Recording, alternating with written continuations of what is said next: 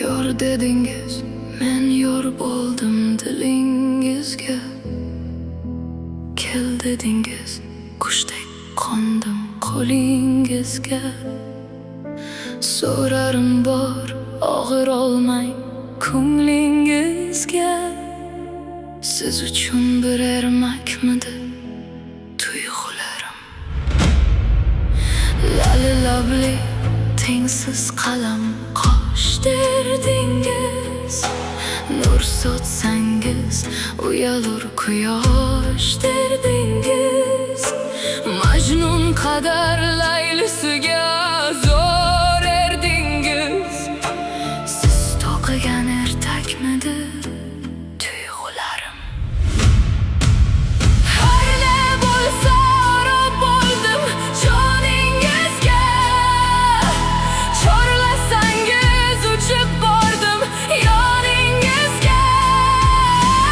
Maqsadsiz bir tilakmidi tuyg'ularim? Qon yig'ladim, ko'zingizni yashirdingiz.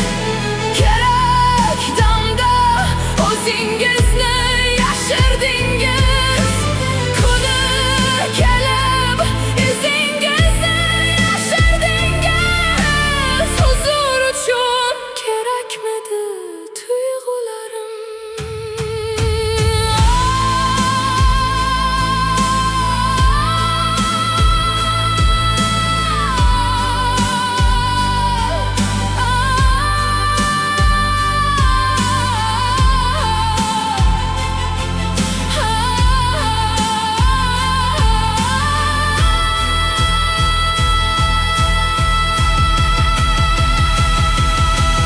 Yolg'izlikda yolg'iz Xudo guvohimdir.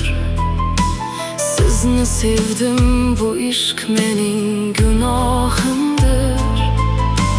Savollarim sizga so'nggi so'rog'imdir. Yo'lingizdan xalakmidi tuyg'ularim? Ermak uchun kerakmidi